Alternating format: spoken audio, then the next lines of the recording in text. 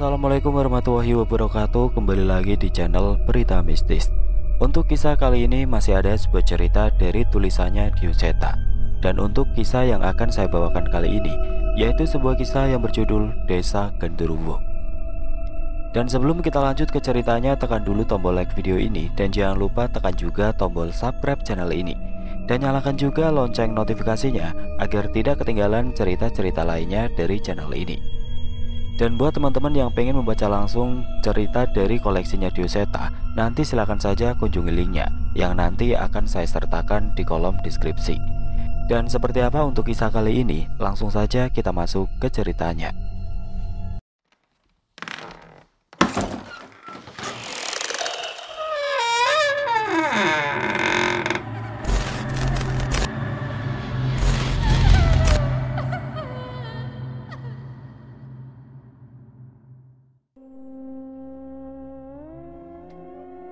Desa Genderuwo. Apakah aku memang dilahirkan hanya untuk ditumbalkan? Kalau ibu udah nggak ada, kamu tinggal di rumah Pak Lemu ya, Nduk. Sebuah kalimat lirih terdengar dari ibu yang sudah sangat lemah untuk melawan penyakitnya. Aku menyuapkan sesendok bubur pada ibu dan membersihkan sedikit bubur yang berada di sekitar bibirnya. Ibu jangan ngomong gitu, Kinan percaya ibu bisa sembuh. Perkataanku bukan hiburan semata, tetapi lebih kepada doa dan harapanku agar ibu bisa tetap bertahan hidup. Tanpa keberadaan ibu, sudah tidak ada siapa-siapa lagi di rumah ini. Bapak sudah lebih dulu meninggal saat aku masih kecil, sebelum aku bisa mengingatnya. Dan di desa kecil ini, tidak ada lagi yang mengurusku. Nanti di rumah Pak Le, kamu bantu-bantu mereka sebisanya. Kamu bisa bantu ngurus Bayu, adik sepupumu, untuk meringankan beban Pak Le dan bulekmu. Iya bu, tenang saja. Kan masih lama, Kinan maunya ngurus ibu dulu saja. Balasku sembari menyuapkan kembali suapan terakhir dari mangkuk bubur ke mulut ibu.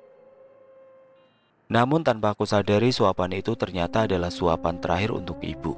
Aku dihadapkan pada kenyataan bahwa mata ibu tidak kembali terbuka saat matahari kembali terbit. Jantung ibu tidak lagi berdetak dan tidak dapat aku temukan nafas dari tubuhnya. Jadi, inikah yang dinamakan kematian? Aku tidak terlalu ingat apa yang terjadi setelahnya. Yang aku tahu, setelah aku melaporkan ini kepada tetangga sekitarku, banyak orang datang ke rumah dan mengurus jasad ibuku. Mereka memperlakukan jasad ibu dengan baik. Beberapa dari mereka menitikkan air mata saat mengetahui kepergian ibu. Sementara itu banyak orang yang mendekat padaku berusaha menghiburku. Tapi semua niat baik mereka hanya lewat begitu saja di hadapanku yang masih belum menerima kenyataan ini. Sampai saat di pemakaman, dia pun datang. Seseorang terburu-buru keluar dari mobil dan bergegas menghampiriku. Ia tidak berbicara apapun dan langsung memelukku saat kedatangannya. Sekarang, Kinan anak bule ya. Saat itu aku menatap wajah bule sesaat dan tanpa sadar seluruh air mataku terurai deras. Bule terus memelukku sementara Pak Le menghampiri warga untuk memperkenalkan dirinya sekaligus mengabarkan bahwa merekalah yang akan mengasuhku. Aku mengingat bagaimana leganya wajah warga desa saat tahu ada yang akan merawatku. Wajah mereka yang sebelumnya khawatir berubah menjadi wajah yang tenang. Memang sebaik dan sepeduli itu mereka padaku dan ibuku selama ini. Nanti kamu boleh daftarin di SMP yang sama dengan SMA Bunga, jadi berangkatnya bisa bareng. Bule berusaha menghiburku sembari menceritakan tentang bagaimana kehidupanku bersama mereka nanti. Aku percaya dengan ucapan mereka. Namun aku juga memegang ucapan ibu bahwa aku harus sadar posisiku di sana. Biar bagaimanapun posisiku adalah menumpang. Aku harus berguna untuk mereka dan harus bersiap bila tidak diperlakukan sama dengan Bunga dan Bayu. Aku pun meminta waktu untuk mempersiapkan barang-barangku dan menunggu setelah 7 hari kepergian ibu. Aku berjanji akan menyusul mereka setelahnya. Sebenarnya, mereka menawarkan untuk menjemputku, namun aku memilih untuk naik bis kota. Lagi pula desa mereka tidak terlalu jauh, dan rumah Pak Le tidak terlalu sulit untuk ditemukan karena merupakan salah satu rumah terbesar di desanya. Hampir setiap malam kuhabiskan dengan menangis. Semua kenangan tentang ibu dan rumah ini terlalu lekat di pikiranku. Namun aku sadar bahwa sudah saatnya aku meninggalkan rumah ini. Malam sebelum aku berangkat, tiba-tiba ada suara ketukan lemah di pintu rumah. Aku yang hampir saja tertidur, meninggalkan ranjangku dan melangkah menuju pintu. "Kula nuwun," terdengar suara lemah seseorang perempuan yang cukup tua dari arah luar. "Mbah Dar?" Aku terheran dengan kedatangan Mbah Dar. Kami sudah bertemu sebelumnya di pemakaman ibu. Namun aku tidak menyangka ia akan datang ke rumah. "Gimana kabar kamu, Nak?" tanya Mbah Dar. "Baik, Mbah, sudah tidak apa-apa," balasku sembari mempersilahkan Mbah Dar untuk masuk. Sebenarnya aku dan Mbah Dar cukup dekat. Ia tinggal sendirian di rumahnya dan tidak jarang aku mengantarkan masakan ibu dan sedikit membereskan rumahnya. Tidak hanya aku, beberapa warga desa juga ikut merawat Mbah Dar. "Kalau Mbah masih kuat, Mbah pasti nawarin kamu tinggal sama Mbah. Maaf ya, Nak, Mbah sudah tua, gak bisa nolongin kamu." "Terima kasih, Mbah. Yang penting Mbah sehat, waras. Jadi kalau pulang ke desa ini, Kinan bisa mampir," balasku sembari mengelus-ngelus punggung Mbah Dar. Ia pun menggenggam tanganku dan mendoakan kesehatanku dan berbagai hal-hal baik. Aku pun mengaminkan sembari mendoakan balik dirinya. Aku sempat berpikir, saat sudah bekerja nanti, mungkin saja aku bisa kembali ke desa ini dan merawat dirinya. "Ini buat kamu, Dok." Mbah Dar mengeluarkan sebuah benda berbentuk kalung. Tidak terlalu mencolok. Hanya tali hitam bersama sebuah bandul yang terlihat cukup indah dengan desain kunonya. "Ini emas kan, Mbah? Kok dikasih ke Kinan?" "Mbah sudah gak punya anak lagi. Mbah mau kamu nyimpen ini, satu-satunya yang tersisa dari warisan keluarga Mbah." Aku beberapa kali menolak, namun Mbah terus memaksa. Menurutnya, dia merasa tenang saat benda miliknya yang paling berharga sudah di tangan yang tepat. Akhirnya aku pun menyetujuinya dan berjanji akan menjaganya. Ia pun berpamitan dan sekali lagi mendoakan yang terbaik untukku. Kediaman Kartosuwito, Desa Lawangsari 1996. "Gapura kiri ya, Pak," ucapku memberhentikan bis yang kunaiki dari terminal dekat rumah. Pengemudi bis pun melambatkan kendaraannya dan berhenti tepat di tempat yang kuminta. Aku memastikan barang bawaanku, sebuah tas yang aku gendong di punggung dan satu tas yang kutenteng sudah kubawa. "Terima kasih, Pak," ucapku yang dibalas dengan lambaian tangan singkat dari pengemudi bis yang sudah cukup sepuh itu. Desa Lawangsari. Sebuah gapura bertuliskan nama desa terpampang di hadapanku. Aku pun menarik nafas dalam-dalam, mempersiapkan diri untuk perubahan hidupku setelah ini. "Mbak Kinan ya?" Tiba-tiba seseorang menyapaku dari sebuah pos jaga di dekat gapura. "Iya, masnya siapa?" "Panggil Mas Buku saja, tukang kebunnya Pak Lekmu. Saya disuruh nunggu di sini jemput Mbak Kinan." Aku tidak menyangka Pak Lek sampai menyuruh seseorang untuk menjemputku. Memang rumah mereka masih cukup jauh dari gapura. Kira-kira butuh waktu 20 menit berjalan kaki. Sebenarnya aku pun sudah siap dengan itu. "Terima kasih Mas Buku, malah jadi ngerepotin."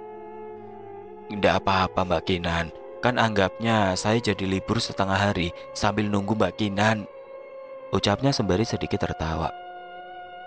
"Sambil menyelam minum air ya Mas?" "Nah betul, airnya diangetin, terus dikasih gula sama kopi, cocok."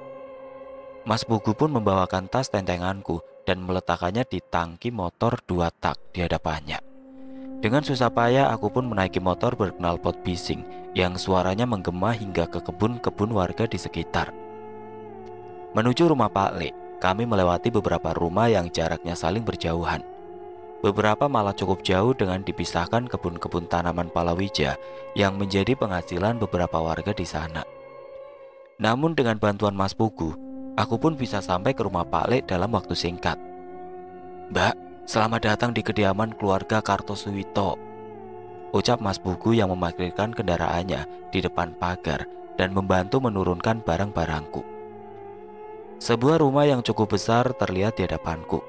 Dari balik pagarnya saja, masih ada halaman yang cukup luas, dengan beberapa pohon besar yang berdiri dengan tegap di sana.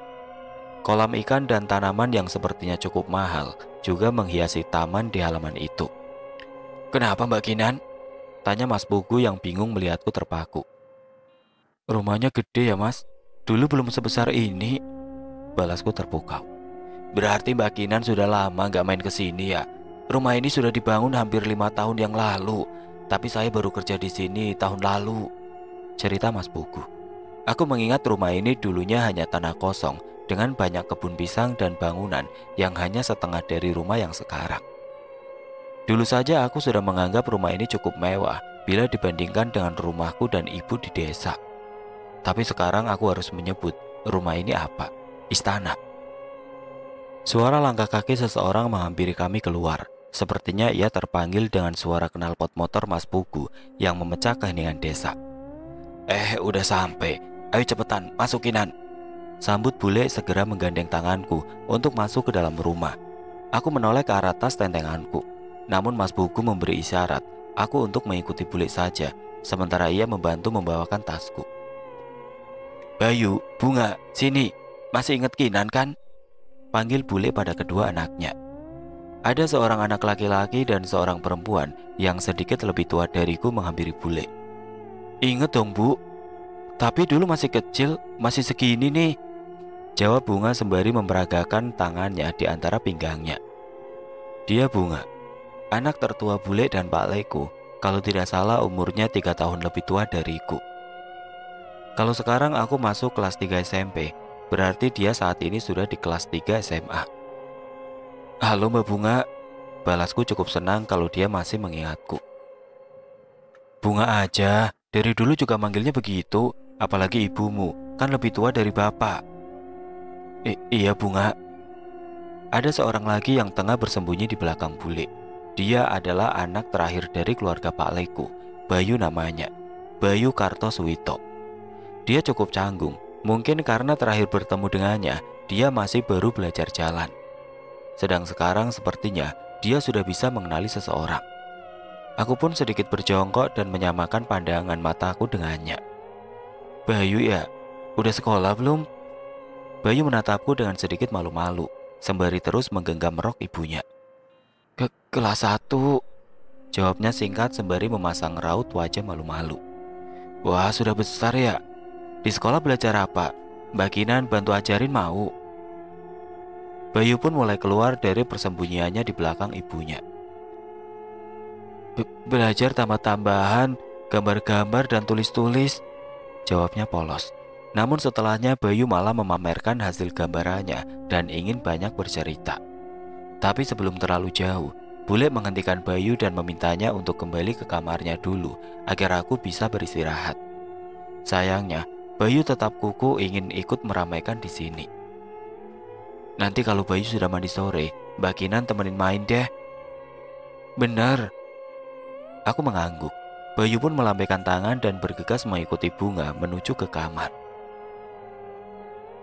"Hati-hati, itu anak gak ada capeknya loh," ucap bule. "Wah, berarti seru dong bule." "Coba saja sendiri, bule gak nanggung kalau kamu sampai ngos-ngosan." Ternyata kesan pertamaku di rumah ini cukup menyenangkan. Kekhawatiranku bahwa aku akan canggung sepertinya sudah sirna. Namun aku masih belum tenang sebelum aku menemui Pak Le. Setidaknya, aku harus izin padanya walau hanya formalitas. "Nyariin Pak Le?" tanya bule yang sadar dengan sikapku yang memandang sekitar rumah. "Iya bule, kok gak kelihatan?" "Pak Lemu emang jarang di rumah. Kalau kerja bisa 3 hari baru pulang. Tenang saja, Pak Le udah tahu kalau kamu datang. Malah dia yang nyuruh siapin semuanya." "Syukurlah bule." Aku pun diantarkan di sebuah kamar tidak jauh dari kamar Bayu, tapi cukup jauh dengan kamar Bunga yang di lantai atas. Mungkin ini yang dulu dimaksud oleh ibu, agar aku bisa sedikit berguna di rumah ini dengan membantu mengurus Bayu. "Sudah, kamu istirahat dulu saja. Nanti kalau Mbok Yatmi sudah selesai masak, kita makan bareng-bareng," ucap bule. "Iya bule, matur suwun." Setelah bule pergi, mataku pun menyisir ruangan yang menjadi kamarku. Tidak sebesar kamar Bayu dan Bunga, Namun ini jauh lebih baik dari kamarku di rumah sebelumnya. Tapi bukan berarti aku senang. Kalau aku disuruh memilih, aku akan tetap memilih di gubuk sederhana, namun tetap bersama ibu. Ada sebuah lemari kayu tua dengan cermin di pintunya dan kasur dengan dipan kayu yang cukup kokoh. Selain itu hanya ada meja kecil di sebuah kasur yang bisa aku gunakan untuk menaruh barang. Semua perabotan yang disediakan bule sangat mencukupi kebutuhanku. Tidak butuh waktu lama untukku membereskan barang-barang yang aku bawa. Mayoritas hanya baju-baju dan buku pelajaran yang memenuhi tasku. Selain itu yang harus aku perhatikan adalah sebuah kotak berisi pemberian dari Mbah Dar. Aku membukanya dan memandangi kalung sederhana dengan liontin emas yang cukup besar berbentuk segitiga terbalik dengan ukir-ukiran. Ada permata akik hitam di tengahnya yang menjadi aksesoris utamanya. Kret. Saat tengah memperhatikan kalung itu, tiba-tiba terdengar suara dari belakang. Aku pun menoleh. Dan secara tiba-tiba, salah satu pintu lemari terbuka dengan sendirinya.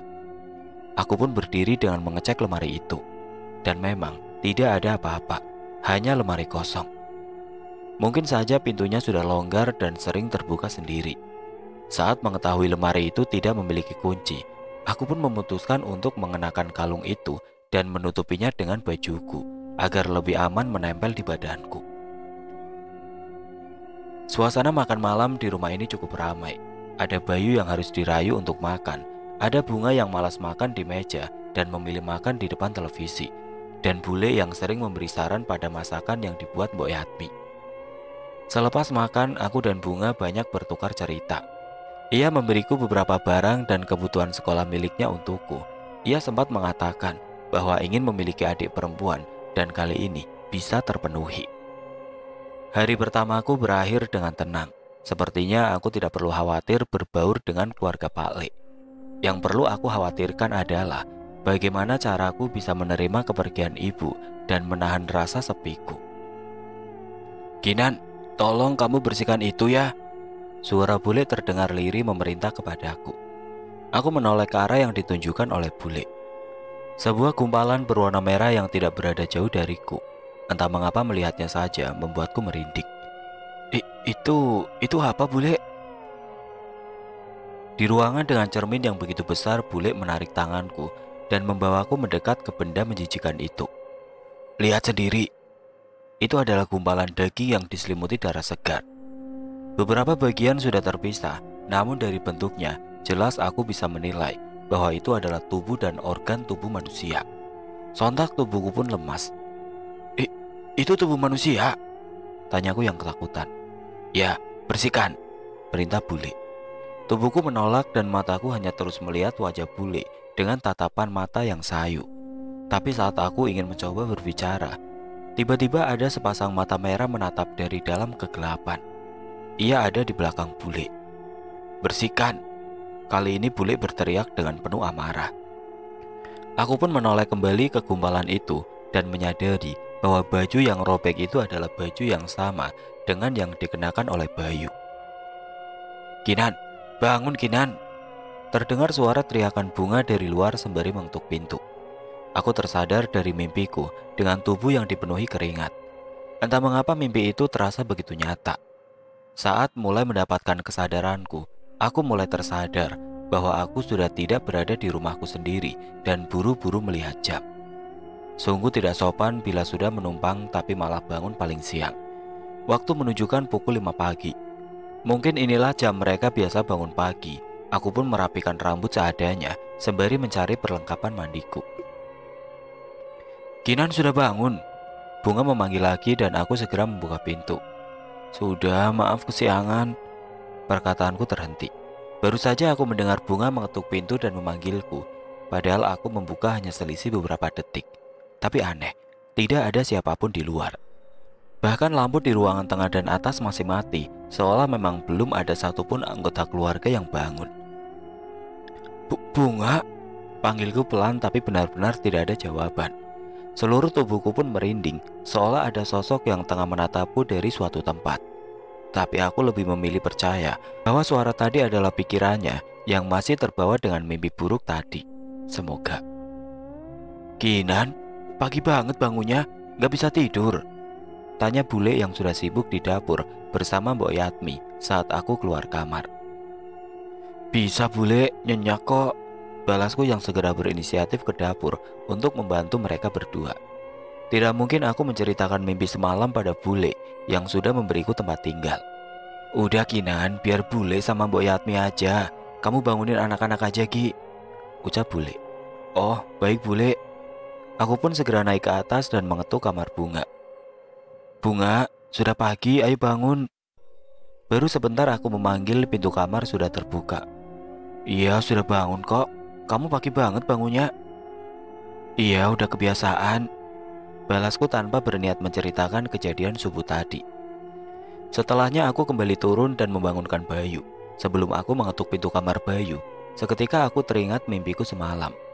Aku berharap semoga saja itu hanya mimpi tanpa arti. Bayu, ayo bangun, sudah pagi. Panggilku sembari mengetuk pintunya, tapi tidak ada jawaban dari dalam kamar Bayu.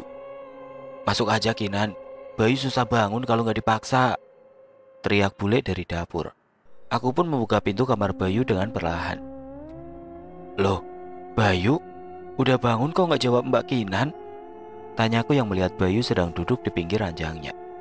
Ia duduk sembari menatap dengan tatapan mata yang kosong ke arah lemari kamarnya. Bayu? Aku bingung, apakah Bayu emang biasa seperti ini? Ia benar-benar tidak menjawab panggilanku. Aku pun mendekatinya dan hendak menyentuhnya. Dar! Seketika, Bayu menoleh ke arahku dan mengagetkanku. Aku pun tersentak sementara Bayu malah tertawa cekikikan. Bayu, ngagetin aja. Mbak Kinan kaget kan? Iya kan? Ledek Bayu. Awas ya kamu, berani-beraninya ngerjain Mbak Kinan, ucapku sembari membalasnya dengan menggelitiknya. Ampun, ampun Mbak Kinan, balasnya yang segera berlari keluar. Bunga yang melihat tingkah Bayu hanya menggeleng sembari sedikit menertawakanku. Dasar, kamu iseng lagi ya baik, ucap Bunga yang menghampiri kami sembari meminum segelas air yang ia ambil dari dapur. Biarin, balas Bayu sembari kembali berlari kabur dariku. Aku tersenyum membiarkannya dan memilih mengambilkan handuk untuknya. Belum pernah aku merasakan keadaan seramai ini di rumah. Nih, cepet mandi, perintahku pada Bayu. Ia pun mendekat mengambil handuk di tanganku dan berlari menuju kamar mandi. Jangan lari-lari, nanti kepleset. Aku melihat bule sudah berada di kamar Bayu dan mempersiapkan seragamnya. Saya aja bule. Terima kasih loh Kinan, tapi gak usah, kamu juga siap-siap. Nanti kamu ikut Bunga ke sekolahnya buat ngurus pendaftaran. Bule juga ikut nanti. Baik bule.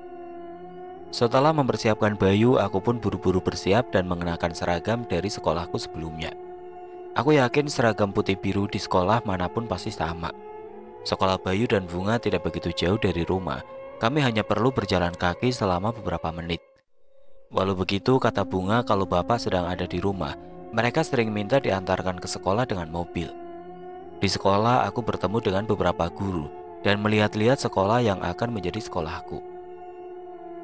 Bangunan masih merupakan bangunan tua, namun sangat terawat. Yang jelas, sekolah ini jauh lebih besar dari sekolahku. Aku hanya diminta mempersiapkan beberapa berkas dan mengumpulkannya saat mulai bersekolah besok. Dalam beberapa hari aku sudah mulai bisa membiasakan diri di rumah ini. Bayu juga mulai dekat denganku, bahkan malah mulai semakin manja. Bunga banyak membantuku di sekolah. Guru-guru banyak mengenal Bunga dan dia memperkenalkanku sebagai adiknya, sehingga aku tidak begitu kesulitan. Walau begitu, aku masih belum memiliki teman akrab di sekolah. Mungkin karena aku dan Bunga masih sering bertemu setiap jam istirahat dan pulang, sehingga jarang memiliki waktu untuk berkenalan lebih dalam dengan teman-teman di sekolahku. Tapi walau begitu, masih ada satu hal yang masih membuatku penasaran.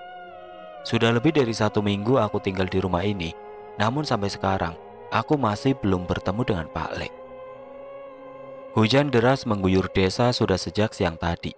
Sesekali hujan mereda menjadi rintik-rintik, namun sesekali juga kembali deras kembali. Hal ini membuat aku dan yang lain memutuskan untuk tidur lebih cepat dan menikmati suara hujan dari kamar masing-masing. Lewat tengah malam, aku tidak sengaja terbangun dengan suara pintu luar yang terbanting. Ada suara langkah kaki seseorang yang masih menggunakan sepatu masuk dengan terburu-buru. Menyusul hal itu, terdengar suara pintu kamar yang terbuka bersama suara seseorang yang menuruni tangga. Ada suara bule dan seorang pria yang berbicara dengan berbisik. Aku tidak bisa mendengar dengan pasti apa pembicaraan mereka. Tapi setelah itu kembali terdengar suara pintu depan tertutup setelah terdengar suara dua orang yang mengarah keluar. Aku merasakan hening sesaat. Hanya suara rintikan hujan yang terdengar di telingaku. Tapi beberapa saat kemudian, aku melihat ada cahaya yang sekilas menyinari jendela kamarku yang menghadap ke kamar belakang. Aku sedikit menyibakkan gorden jendela dan mendapati ada dua orang yang sedang melakukan suatu hal di bawah pohon besar itu. Itu bule. Ia membawa payung dan memayungi seorang pria yang tengah memasang sesaji dalam sebuah nampan besar. Ia menyiapkan sesuatu hingga terlihat sedikit asap yang akhirnya sirna oleh tetesan hujan. Pria itu duduk bersila seperti melakukan suatu ritual. Aku tidak mengerti dengan apa yang aku lihat. Yang pasti, pemandangan itu berhasil membuat bulu kuduku berdiri. Brak! Tiba-tiba suara keras terdengar dari belakang kamarku. Aku menoleh dan mendapati pintu lemari terbuka dan menutup dengan sendirinya. Kini pintu itu terbuka perlahan lagi. Aku tahu hanya ada pakaianku yang menggantung di sisi lemari itu. Tapi dalam kondisi lampu yang tidak menyala, aku merasakan ada sesuatu yang menatapku dari sana. Aku pun menyalakan lampu kamar dan melihat ke arah lemari lagi. Benar, tidak ada apapun di sana. Tapi aneh, benar-benar aneh. Aku yakin pintu yang digebrak itu jelas bukan karena angin. Aku pun memutuskan untuk menutup kembali lemari lagi dan kembali mengintip ke halaman belakang. Tapi kedua orang itu sudah tidak ada lagi di sana. Hanya tersisa sisa-sisa sesajen yang sudah basah terguyur hujan. Aku melamun mempertanyakan apa yang sedang mereka lakukan di sana. Ini jelas sesuatu yang tidak biasa. Aku pun menganggap bahwa mungkin memang setiap keluarga memang punya tradisinya masing-masing. Sekali lagi aku mematikan lampu dan kembali ke tempat tidur. Hujan masih turun dengan deras. Aku kembali mencoba menutup mataku dan melupakan semua kejadian itu. Suara petir menyambar mengganggu tidurku. Sulit untukku untuk kembali terlelap dengan rasa penasaran atas kejadian tadi. Apalagi suara petir cukup sering mengagetkanku. Di tengah kesulitan tidurku, aku mendengar suara yang berasal dari dekat lemari. Aku menduga itu adalah suara cicak ataupun mungkin hewan yang melintas. Tapi entah mengapa aku merasa sangat tidak tenang. Suara itu semakin berbunyi bersama pintu lemari yang kembali terbuka.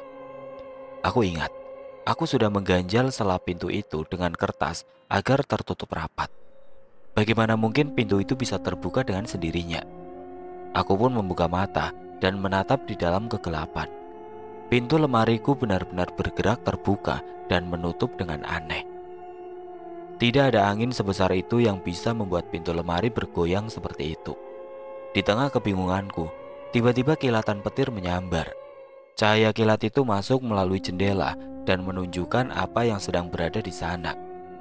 Aku salah. Sesuatu menatapku tapi bukan dari dalam lemari. Ada sosok makhluk berbaju putih lusuh dan berambut panjang di atas lemari. Berkulit hitam dengan rambut yang sangat panjang hingga menutupi atas lemari. Makhluk itu berjongkok dan merunduk sembari menatapku dengan kepala berada di antara kakinya. Satu tangannya memegang daun pintu lemari dari atas dan memainkannya. Kret, kret. Tubuhku gemetar. Setiap kilat menyambar, sosok itu kembali terlihat. Beberapa kali aku mengucek mata, namun tetap saja aku melihat ada makhluk itu di sana. Aku ingin berteriak, namun suaraku seperti tertahan. Hanya suara seperti bisikan yang keluar dari tenggorokanku. Di tengah ketakutanku, aku memutuskan untuk meninggalkan ranjang dan menyalakan kembali lampu kamar. Dengan kakiku yang lemas, aku meraba dinding untuk menggapai saklar lampu yang berjarak beberapa langkah dari ranjang. Setiap kilat kembali menyambar, aku melihat sosok itu menoleh mengikutiku dengan mata yang terus menatapku. Brak! Makhluk itu kembali membanting pintu lemari. Aku tercekat dan semakin ketakutan. Namun, Saklar lampu sudah berada di jangkauanku. Dengan cepat aku menyalakannya, dan aneh, sosok itu tidak lagi berada di sana. Aku terduduk lemas dengan masih terus menatap ke arah lemari.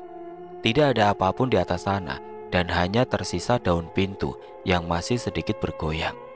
Nafasku tersegal dan memutuskan untuk mencuci wajahku di kamar mandi. Namun saat aku keluar dari kamar, terlihat di ruang tamu bule sedang berada di sana bersama seorang pria. "Pak Le?" tanyaku yang menyadari bahwa pria yang sedari tadi bersama bule adalah suaminya. "Kebangun Kinan?" tanya bule. Iya, petirnya besar," balasku yang segera menghampiri mereka sekaligus memberi salam pada Pak Le. Aku salim sebentar kepada Pak Le. Ini pertama kalinya aku bertemu saat aku sudah berada di sini. "Kamu sakit, Kinan? Kok pucat?" tanya Pak Le. "Enggak, Pak Le, cuma kaget saja pas tadi kebangun." Kami tidak banyak berbicara saat itu.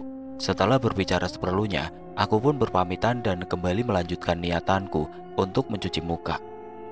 Selain karena aku masih merasa sedikit gelisah, aku juga merasakan bahwa kehadiranku mengganggu mereka berdua. Aku merasa ada yang perlu diobrolkan hanya oleh mereka. Sepulang sekolah, aku menyempatkan diri untuk menghilangkan rasa penasaranku. Aku memutari rumah dan menghampiri sebuah pohon beringin besar yang berada di belakang halaman rumah. Dari kamar, beringin itu terlihat seperti pohon biasa. Tapi saat berada di bawahnya, pohon itu benar-benar terasa begitu besar hingga membuatku kesulitan menatap langit. Aku melangkah mendekati titik di mana aku melihat bule dan Pak Le berada di sana sebelumnya. Tempat di mana ada sisa-sisa sesajen yang sudah berantakan oleh hujan. Ada sesuatu di sana yang menarik perhatianku. Aku menahan langkah tepat setelah mengetahui ada apa di bawah pohon beringin besar itu. Sesajen itu diletakkan di atas sebuah tanah yang sedikit menyembul dengan sebuah batu nisan yang tidak bertuliskan. Ya, itu sebuah kuburan. Aku menelan ludah mendapati pemandangan ini. Begitu banyak pertanyaan yang berada di kepalaku. Pasti ada alasan bule dan Pak Le memberi sesajen ke kuburan ini. Dan aku berharap semoga itu bukanlah hal yang buruk. Setelah selesai dengan tempat itu, aku berbalik arah melihat ke arah rumah. Ternyata kamarku terlihat dari sini dengan jelas. Tidak hanya kamarku, kamar bunga dan kamar bule juga terlihat di lantai 2. Sekilas aku melihat gorden kamarku bergerak. Aku menduga itu karena angin yang berhembus masuk ke jendela kamarku yang terbuka. Tapi nafasku tertahan saat melihat ada seseorang di sana. Gorden kamarku tersibak dengan sosok wajah yang menatapku dari dalam kamar dengan rambut yang begitu panjang. Aku tidak bisa lupa dengan wajah itu. Itu adalah wajah makhluk yang berada di atas lemari. Tapi saat aku mengedipkan mataku, tiba-tiba sosok itu tidak lagi terlihat di kamar. Gorden kamar pun terlihat diam, seolah tidak pernah bergerak oleh angin atau apapun. Aku tidak mengerti. Mungkin aku terlalu lelah, atau mungkin aku masih belum tenang atas kepergian ibu. "Gimana sekolahnya, Kinan? Betah?" tanya Pak Le yang kali ini bisa bergabung makan malam bersama kami. "Betah, Pak Le, cuma masih butuh waktu buat ngikutin pelajaran." "Bohong, Kinan itu pinter loh, Pak. Guru-guru yang cerita ke Bunga." Aku menyenggol lengan Bunga sedikit karena merasa malu dengan ucapan Bunga. Memang aku sedikit belajar lebih keras di sini. Dengan begitu mungkin saja aku bisa mendapatkan beasiswa dan mengurangi beban finansial mereka. "Bagus itu, bisa-bisa nanti Kinan masuk SMA favorit, gak kayak kamu Bunga," ucap Pak Le yang ku tahu dengan jelas bahwa itu adalah ledekan untuk anaknya. Bapak malah ngeledek, tapi gak apa-apa Nan. Kalau kamu bisa masuk SMA favorit, aku juga ikut bangga, balas Bunga. Aku menoleh ke arah Bayu. Ia terlihat cemberut dengan makanannya yang belum berkurang begitu banyak. "Kenapa Bayu? Kok cemberut?" "Nggak ada yang nanyain sekolah Bayu," balasnya sembari melirik dengan mata sayunya. Astaga, ternyata Bayu juga ingin diperhatikan dan ditanyakan. Raut wajahnya saat itu benar-benar menggemaskan. Kami pun menertawakan kejadian itu. "Oh iya Mbak, lupa. Gimana sekolahnya, baik?" "Jangan," tahan Bunga yang segera menutup mulutku. Aku tidak mengerti maksud Bunga. Tapi setelah aku menyelesaikan ucapanku, tiba-tiba Bayu meninggalkan meja makan dan kembali dengan membawa tumpukan buku miliknya. "Nah, mulai," ucap Bunga. Bule hanya tertawa melihat kejadian itu. "Bayu belajar gambar, banyak banget. Ada gambar gajah, gambar beruang." Dengan semangat Bayu menceritakan setiap gambar yang ada di bukunya. Bunga yang sudah selesai makan segera mengangkat piringnya dan meninggalkan kami. "Nah, monggo, tanggung jawab menemenin Bayu ya," ucap Bunga yang segera meletakkan piring kotornya. Ternyata begitu. Aku mengulangi kesalahan yang sama. Bayu benar-benar tidak berhenti bercerita kepada aku. Saat itu aku menggunakan kesempatan itu untuk menyuapi Bayu hingga makannya habis. Tapi walau begitu, ia masih terus bercerita hingga waktunya untuk tidur. "Jangan kapok ya," ucap bule yang ikut memastikan Bayu sudah tertidur. "Iya bule, tenang, semua aman terkendali." Setelah itu aku pun kembali ke kamar dan bersiap untuk tidur. Sebelum tidur, sekali lagi aku melihat bule dan Pak Le ke pohon beringin di belakang. Tapi kali ini aku tidak seingin tahu kemarin dan memutuskan untuk tidur. Siang ini aku pulang sekolah seorang diri. Bunga sedang ada pelajaran tambahan untuk persiapan ujian. "Nak Kinan, pulang sendiri?" Salah seorang ibu yang berpapasan denganku menyapaku. "Iya Bu Fitri," balasku singkat. Warga desa sudah mulai mengenalku setelah beberapa lama tinggal di sini. Tetapi aku masih berusaha keras untuk menghafal nama-nama tetanggaku di sini. "Tolong!" Sayup-sayup aku mendengar suara lemah dari seorang pria. Aku menoleh ke segala arah dan tidak menemukan asal suara itu. "Tolong!" Kali ini suara itu terdengar bersama langkah kaki seseorang. Seorang pria berjalan dengan lemah dari hadapanku. Wajahnya pucat seperti sedang tidak sehat. "Bapak? Bapak kenapa?" Pria itu bahkan tidak menoleh ke arahku sama sekali. Ia terus saja melangkah melewatiku tanpa menoleh, walau aku sudah beberapa kali mencoba menanyakan keadaannya. Aku pun memilih untuk tidak menghiraukannya dan segera kembali ke rumah.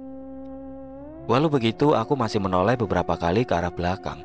Keberadaan bapak itu benar-benar membuatku tidak tenang. Hari itu aku menghabiskan waktu dengan bermain dengan Bayu, sedangkan Pak Le sudah pergi lagi untuk bekerja. Sebenarnya aku masih penasaran apa sebenarnya pekerjaan Pak Le. Tapi sepertinya aku masih harus menahan pertanyaanku sampai benar-benar bisa menyatu dengan keluarga ini. Malam itu kami baru saja selesai menonton acara televisi favorit kami. Kami pun masuk ke kamar masing-masing dan bersiap untuk tidur. Tapi sebelum sempat tertidur, kami mendengar suara dari pos kampling. Suara kentongan memecah keheningan malam. Itu suara kentongan yang diketuk sekali jeda sekali. Aku mencoba mengingat apa arti suara kentongan itu. Namun suara langkah kaki dari atas sudah terdengar turun dengan terburu-buru. "Ada yang meninggal," ucap bule yang melihatku juga keluar dari kamar. Bayu dan Bunga pun ikut keluar penasaran dengan suara kentongan itu. "Bayu, di rumah dulu ya sama Mbok Yatmi." Bunga menahan Bayu agar tidak mengikuti kami yang sudah bersiap mencari tahu apa yang terjadi. Tidak seperti awal tadi kentongan itu berbunyi. Semula kentongan itu berbunyi di suara keheningan. Tapi saat kami keluar, sudah banyak warga yang penasaran dan datang ke tempat kejadian. Saat mengecek ke pos kampling, warga sudah beralih ke tempat kejadian. Memang aku menyadari sudah ada kerumunan di salah satu sisi desa. Kami pun mengarah ke sana dan mendapati pemandangan yang belum pernah kulihat sebelumnya. Kepala seorang manusia tersangkut di salah satu pohon beringin di pemakaman desa. Aku memutari pohon beringin itu dan mendapati tubuhnya berada di ranting belakang pohon beringin itu. Darahnya masih menetes dari leher yang sudah terpisah dari kepalanya. Beberapa aparat dan perangkat desa sudah mulai berdatangan untuk mengecek lokasi. Garis polisi pun sudah dibentangkan sehingga aku dan warga desa tidak bisa lebih dekat lagi. Tapi, tunggu, aku seperti pernah melihat orang itu. Pakaian yang ia kenakan persis seperti dengan seseorang yang berpapasan dan meminta tolong tadi siang. Aku menutup mulutku saat yakin bahwa kepala itu adalah kepala pria yang berpapasan denganku tadi siang. Nafasku menderu kencang. Apa yang terjadi dengannya? Apa tadi dia bermaksud meminta pertolongan karena ini?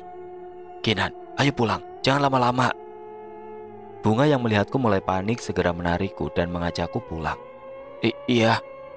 Kami bertiga pun akhirnya segera meninggalkan keramaian itu. Namun saat hendak menjauh, aku merasakan hal yang aneh. Ada beberapa warga, mereka tidak melihat jasad itu lagi dan berbalik menatap dengan mata yang tajam ke arah bule. Aku yakin itu bukan tatapan biasa. Tatapan itu seperti tatapan kesal dan penuh emosi. Aku khawatir dengan bule, tapi saat aku menoleh ke arahnya, entah mengapa samar-samar aku melihat seolah ada sedikit senyuman di bibirnya. Jasad yang tercerai-berai di pohon beringin itu hanyalah permulaan. Tapi mengapa semua keanehan itu seolah mengarah kepada keluarga Kartosuwito?